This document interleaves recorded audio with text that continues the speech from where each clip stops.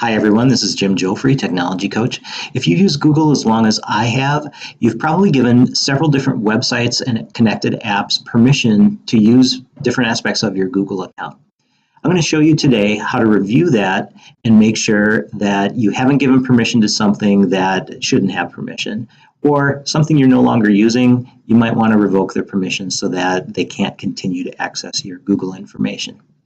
The virus that went around yesterday is an example of how someone could be tricked into giving access to their information. So even though Google has already disabled this extension or this app, it's still not a bad idea to go in and check your permissions.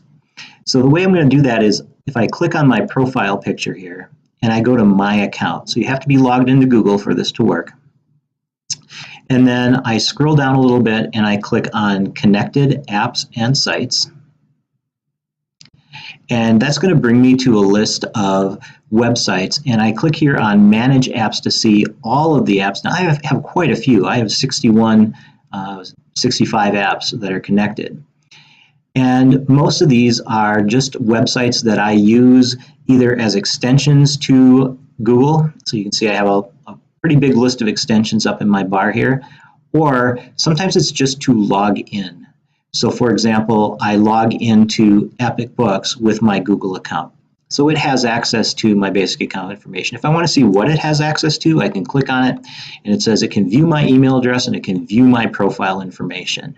It can also view my Google Classroom classes and my rosters and view the email addresses as those of my classes.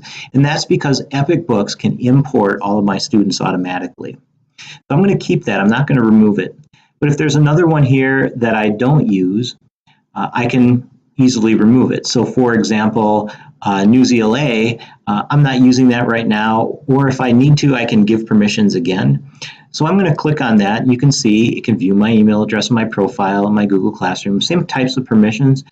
I'm going to remove that, and all I have to do is click Remove, click OK, and it's gone. Now, fortunately, yesterday our IT department worked very quickly to isolate this problem, so the damage that was done was extremely minimal, and we're keeping an eye on it to make sure everything is going to be okay. But if you do notice anything in here that you don't need anymore, go ahead and click on it and remove it. So click on that, remove it, and hit OK. And again, if you need to use the services in the future, it'll just pop up again asking for permission to access your Google account. So I hope this was helpful, and have a good day.